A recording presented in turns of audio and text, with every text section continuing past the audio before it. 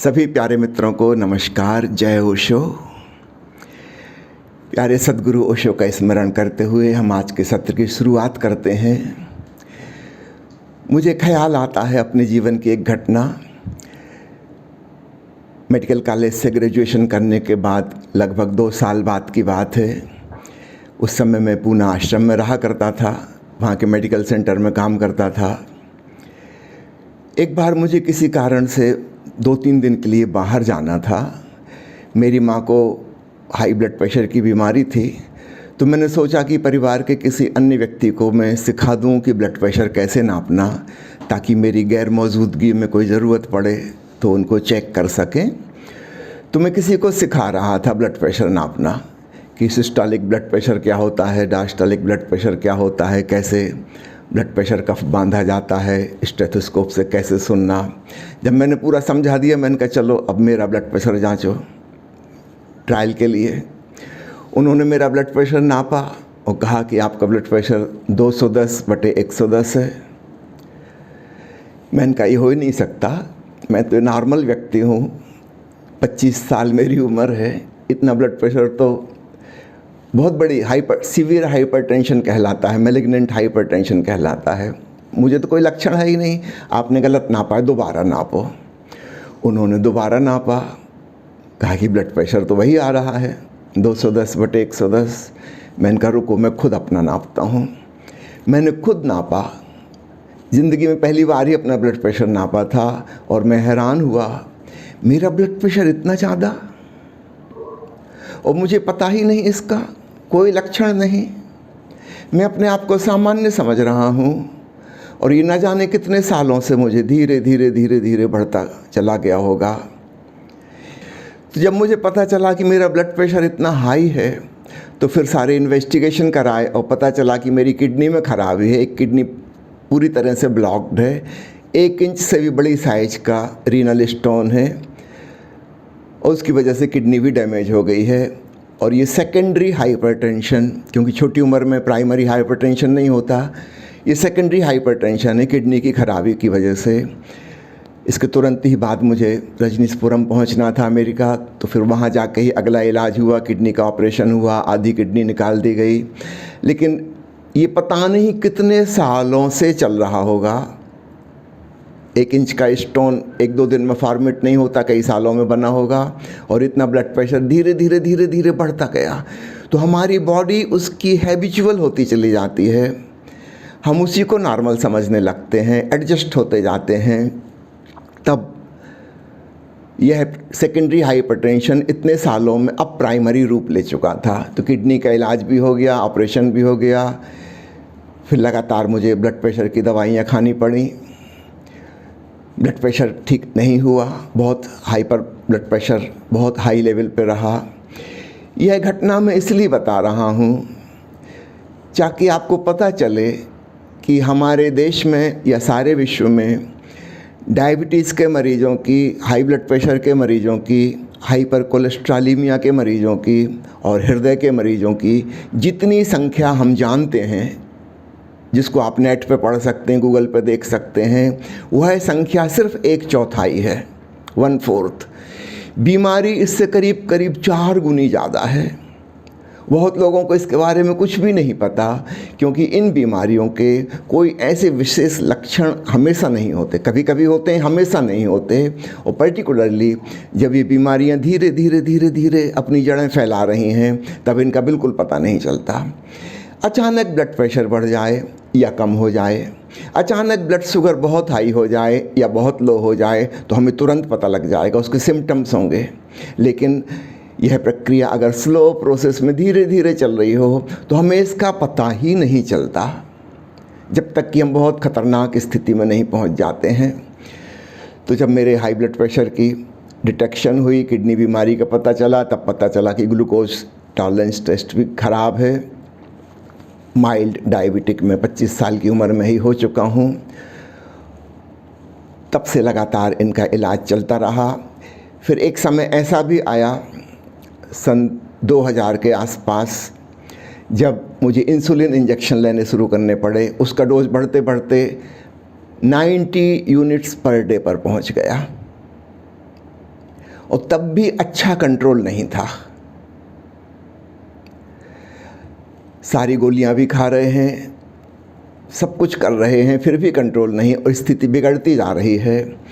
एक दिन पता नहीं मेरी जीवन संगिनी माँ अमृत प्रिया जी को क्या सूझा, उन्होंने कहा कि चलो अपन 9 दिन का एक उपवास का प्रयोग करते हैं जिसमें हम केवल सब्जियां और फल ही खाएंगे।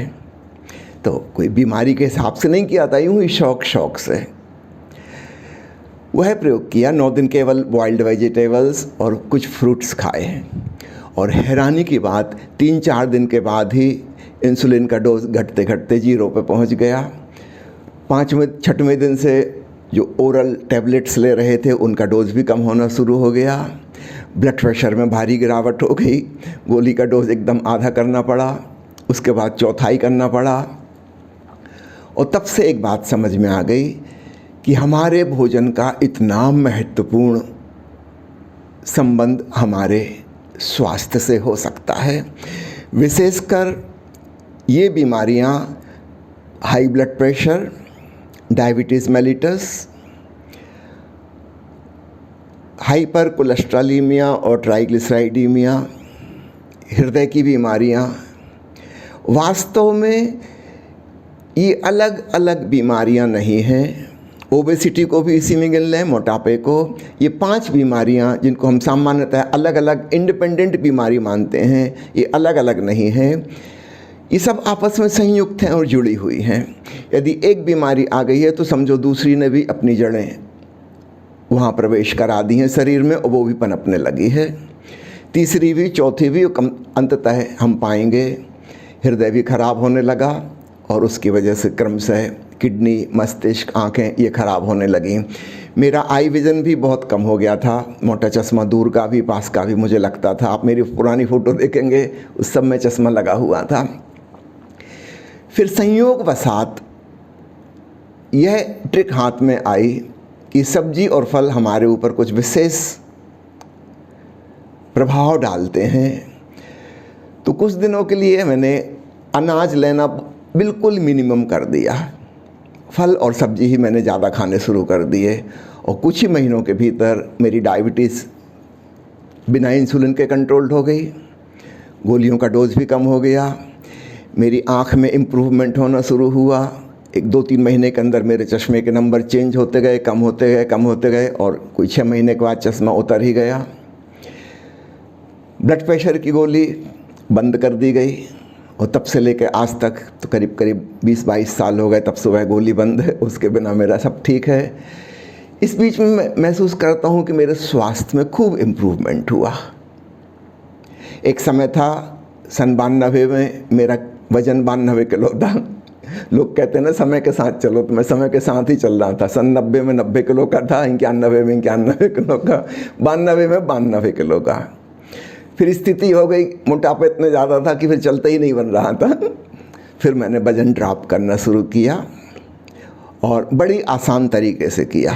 मैं वह तरीका आप सबको बताऊंगा, क्योंकि जो 4-5 बीमारियां मैंने गिनाई, इनको हम इकट्ठा एक नाम दे सकते हैं, वह है मेटाबॉलिक सिंड्रोम।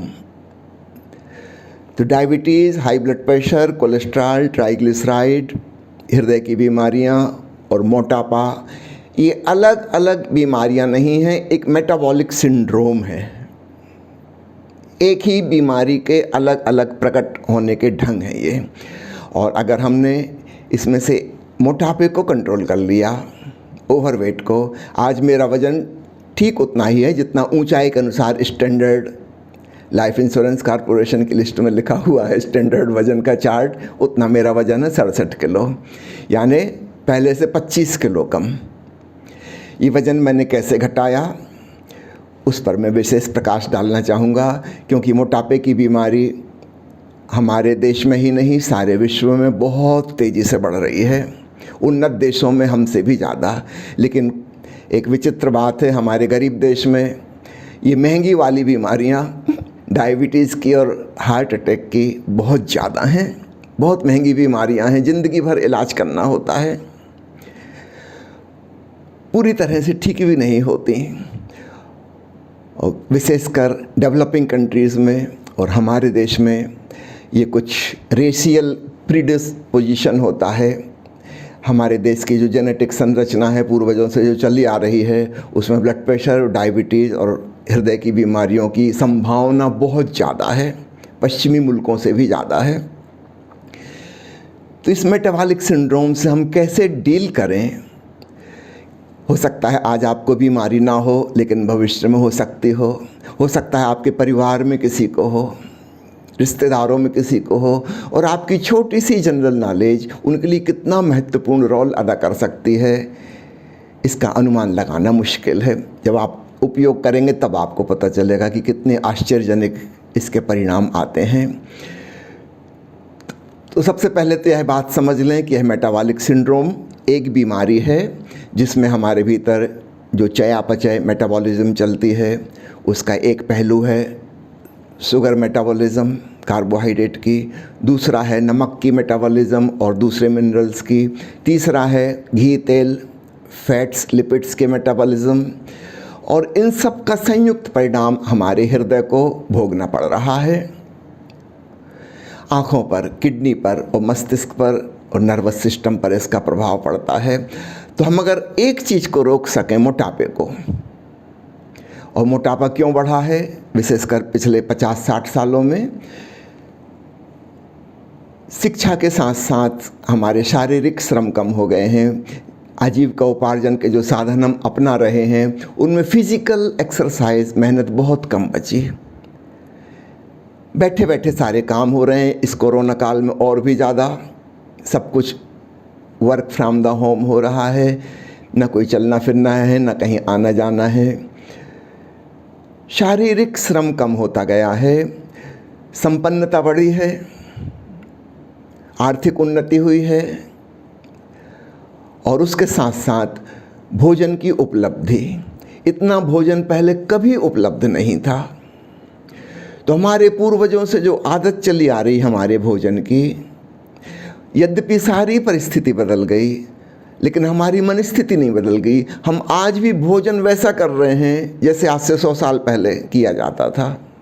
पहले इतना भोजन उपलब्ध भी नहीं था, इतनी संपन्नता भी नहीं थी। उदाहरण के लिए घी, तेल, शक्कर का उपयोग पुराने ज़माने में केवल उत्सवों में, शादी ब्याहों में, पर्व त्योहारों पर किया जाता था।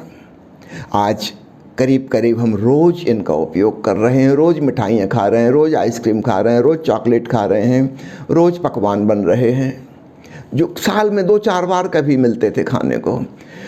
तो संपन्नता बढ़ी है, भोजन की उपलब्धि बढ़ी है, और हमारी भोजन की आदत वह पुरानी, हम अभी भी मानते हैं कि घी बहुत उपयोगी है। था किसी ज़माने में उपयोगी जब आदमी किसान के रूप में खेतों में हल चलाया करता था, बहुत परिश्रम करता था, कुएं से पानी खींचना पड़ता था, नदी से पानी ढो के घर तक लाना होता था, सारे काम अपने हाथों से किए जाते थे। 8-8, 10-10 बच्चे घर में होते थे, उनकी सेवा करना, ऊपर से फिर गाय भैंस बकरी पाले हुए हैं, उनकी देखभाल करना, काम ही काम होता था। मुझे याद आता है मेरे बचपन में मेरी नानी सुबह 4 बजे से उठ के आटा पीसती थी, हाथ की चक्की, और उनकी धारणा थी कि रोज़ फ्रेश आटा।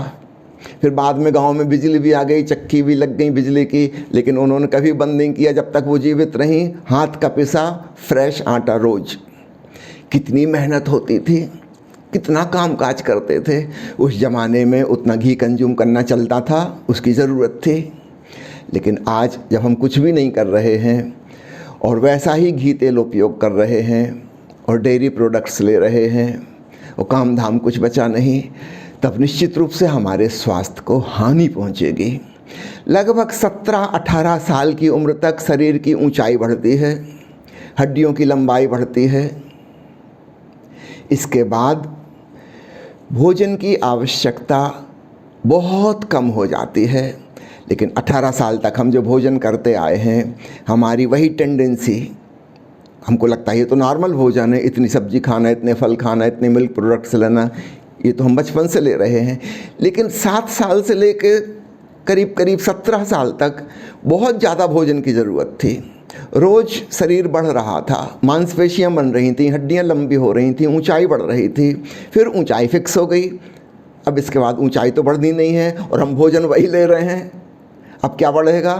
हमारी चौड़ाई बढ़ेगी, हम फैटी होते जाएंगे और बीमारियों को हम निमंत्रण देते चले जाएंगे। सावधान हमें होना चाहिए। इस बात की एक जनरल नॉलेज सबको होनी चाहिए कि 18 साल के बाद बहुत कम भोजन की ज़रूरत है और 35-36 साल के बाद तो और भी कम।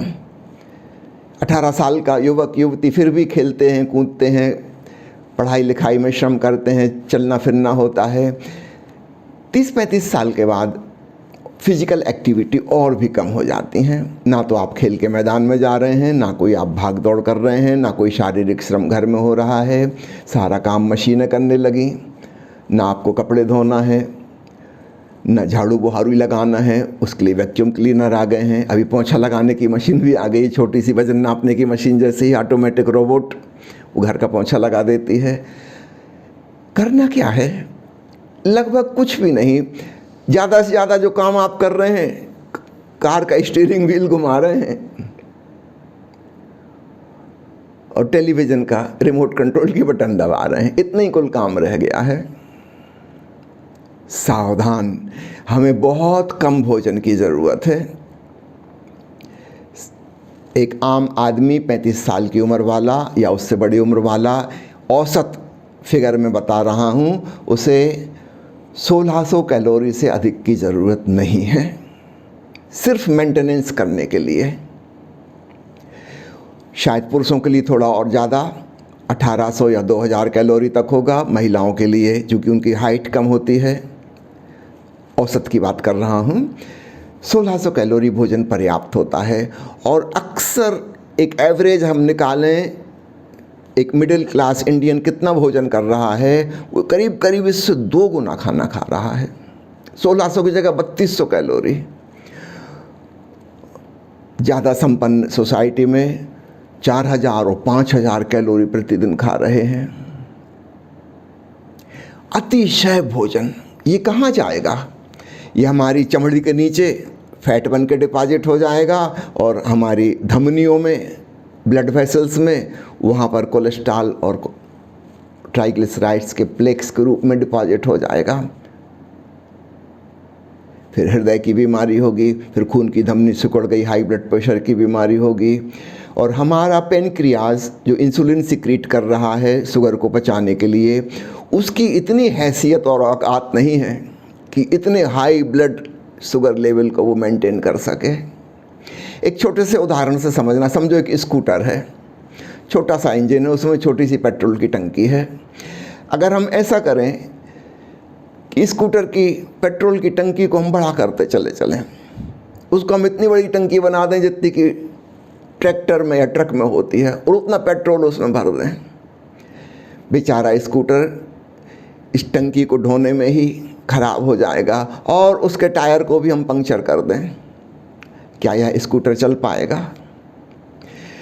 हमारे भीतर जो पेनक्रियाज ग्लैंड है और जितना इंसुलिन वह सिक्रीट कर सकती है, अगर वो हमारा नॉर्मल वेट होता, हम एक स्कूटर का ये स्कूटी की तरह होते, तो उतना पेट्रोल पर्याप्त था उसको चलाने के लिए।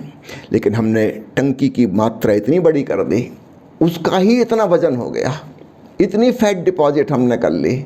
याद रखना, वो भीतर का तेल है, वो हमारा पेट्रोल है जो हमने डिपॉजिट कर लिया कि इमरजेंसी में कभी काम आएगा। इतना वजन ढोने के लिए यह छोटे से स्कूटर का इंजन पर्याप्त नहीं है, हमारा पेनक्रियास फेल हो जाएगा। और जब मैं कह रहा हूँ टायर पंक्चर, उसका मतलब है इंसुलिन रेजिस्टेंस।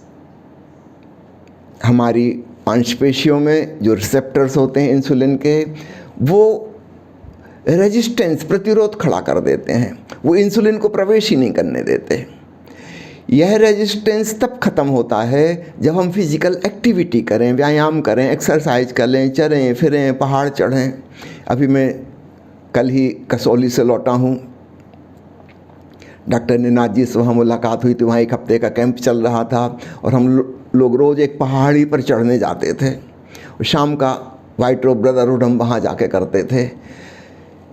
3-4 जो डायबिटीज़ वाले मित्र थे, इन्होंने सूचना दी कि उनको अब इंसुलिन की ज़रूरत नहीं पड़ रही। रोज़ 1-1.5 घंटे की चढ़ाई, फिर वापस उतरना और ध्यान करना। एक मित्र को तो 2 बार हाइपोग्लाइसीमिया हो गया, शुगर लेवल डाउन हो गया, जबकि वो इंसुलिन भी नहीं लेते थे, सिर्फ शुगर की गोली खाते थे। वो गोली भी उनको बंद करनी पड़ी। क्या हुआ?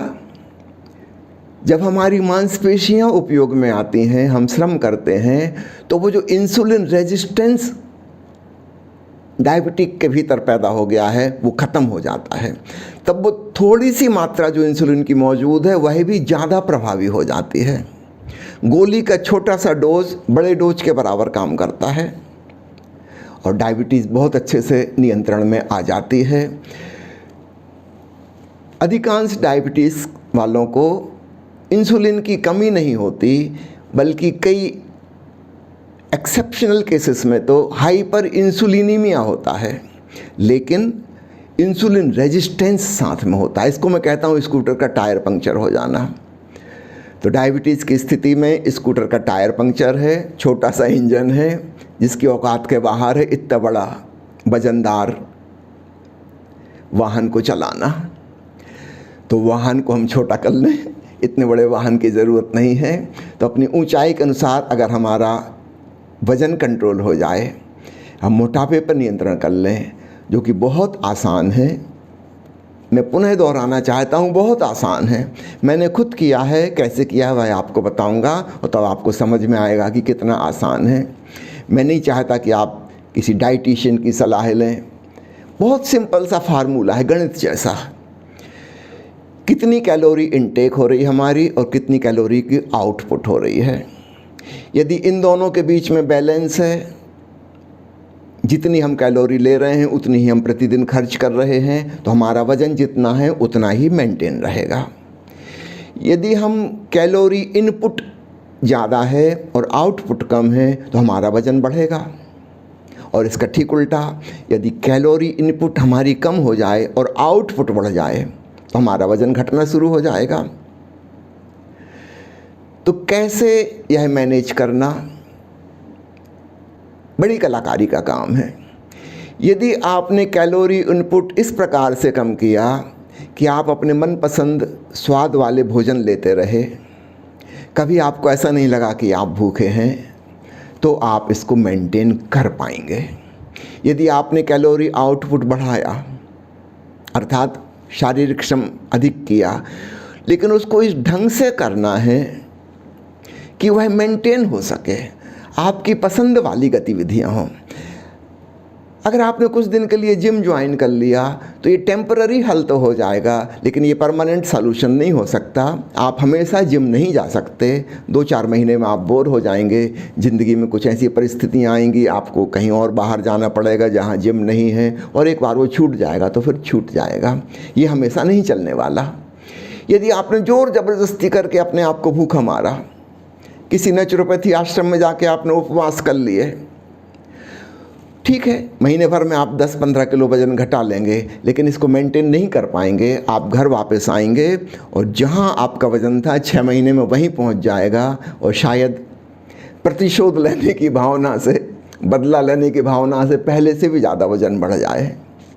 जो लोग नेचुरोपैथी आश्रमों में जाके वज़न घटाते रहते हैं, ये वहाँ के परमानेंट ग्राहक होते हैं। करीब करीब हर साल 1.5 साल बाद फिर वापस आ जाते हैं। वो पहले से 2-4 किलो ज़्यादा मोटे होके आते हैं। ये कोई स्थायी सलूशन नहीं हुआ। स्थायी सलूशन ऐसा ही होना चाहिए जो हम अपने घर में स्वयं मैनेज कर सकें। तो प्यारे मित्रों, थोड़ी सी समझ ज़रूरी है। आप गूगल से, इंटरनेट से चार्ट्स डाउनलोड कर सकते हैं कि किस भोजन में कितनी कैलोरी की मात्रा होती है। एक एवरेज में बता रहा हूँ, कार्बोहाइड्रेट और प्रोटीन्स में लगभग 4-5 कैलोरी प्रति ग्राम, और फैट यानी घी तेल वाले पदार्थों में लगभग 9 कैलोरी, इससे डबल 9 कैलोरी प्रति ग्राम होती है। मैंने एक पूरी किताब लिखी है, संपूर्ण स्वास्थ्य, उसमें मैंने विस्तार से लिखा है पूरी मेडिकल साइंस, डायबिटीज़ के बारे में, हाइपरटेंशन के बारे में, हार्ट डिसीज़ के बारे में और ओबेसिटी के बारे में। मैं डॉक्टर निनाद जी को उसका PDF भेज दूंगा ताकि आप सब लोग भी उसको पढ़ सकें, देख सकें, जिनको ज़रूरत हो सकता है आज ज़रूरत ना हो, आज आपकी उम्र कम है, लेकिन हो सकता है 10 साल बाद ज़रूरत पड़े। इसकी नॉलेज पहले से ही होना ज़रूरी है। ऐसा ना सोचें कि जब आग लगेगी तब हम कुआं खोदेंगे। कुआं पहले से खोद कर तैयार रखें ताकि आग लगे तो हम तुरंत उसको बुझा सकें। चीज़ें डिटोरिएट हों उसके पहले ही हम उनको इम्प्रूव कर सकें। तो कैलोरी की समझ, कितने ग्राम भोजन में कितने कैलोरी, मैंने 2 चार्ट उसमें बनाए हैं कि 100 ग्राम इस भोजन की मात्रा में कितनी कैलोरी होती हैं। तो एक लंबी लिस्ट है पूरी, इसमें अनाज भी हैं, डेयरी प्रोडक्ट्स भी हैं, फल भी हैं, सब्जियां भी हैं। और एक दूसरा चार्ट बनाया है 100 कैलोरी वाले आहार। इन दोनों को पढ़ के समझ के आप खूब अच्छे से मैनेज कर सकते हैं। बेहतर हो ये 2 पेज के चार्ट आप अपने किचन में कहीं चिपका दीजिए फ्रिज के ऊपर, ताकि तुरंत ही आप कभी भी रेफ़र कर सकें, आपको पता चले आप जो खा रहे हैं उसमें कितनी कैलोरी है। और सबसे अच्छा होगा, आजकल छोटे छोटे बैलेंस आ गए हैं जो अक्सर पोस्ट ऑफिस में यूज़ किए जाते हैं, जिसमें 1 ग्राम तक का वज़न नापा जा सकता है। आप जो भी खा रहे हैं उसका वज़न तौल कर, नाप कर, और वो नापा तब जाए जब वो ड्राई स्टेट में है। समझिए गेहूं की रोटी बन गई, फिर आप अंदाज़ नहीं लगा सकते कि अब उसमें कितनी कैलोरी, क्योंकि उसमें पानी भी मिला हुआ है, मॉइस्चर भी है उसमें। लेकिन ड्राई आटा, उसको आप तौल सकते हैं। एक बार आपको अंदाज़ लग जाएगा कि आपने 100 ग्राम आटा लिया तो कितनी इसकी रोटी बनती है। हर घर में रोटी की साइज़ अलग होती है, मोटाई अलग होती है। एक बार आपको अनुमान लग जाएगा कि हमारे घर में जो रोटी बनती है इसमें 100 ग्राम में 6 रोटी बनी। अब आप हिसाब लगा सकते हैं 100 ग्राम में कितनी कैलोरी थी, तो 1 रोटी में कितनी कैलोरी आई। तो कुछ दिनों तक नाप तौल कर आपको खाना खाना होगा। लगभग 15-20 दिन के अंदर आपको सब अंदाज़ हो जाएगा आपके घर में जो जो आइटम बनते हैं, जो जो व्यंजन बनते हैं। फिर आपको साइज के हिसाब से कि 1 कटोरी में कितनी कैलोरी है, फिर आप बड़े आसानी से मैनेज कर सकते हैं। भोजन इस प्रकार से लीजिए कि आपको ऐसा ना लगे कि भूख लगी हुई है, क्योंकि अगर भीतर आपको लगा कि भूख लगी हुई है, फिर आप आज नहीं कल, कल नहीं परसों इसका बदला लेंगे और ओवर ईटिंग करने लगेंगे। तो इसके 2-3 प्रकार हैं।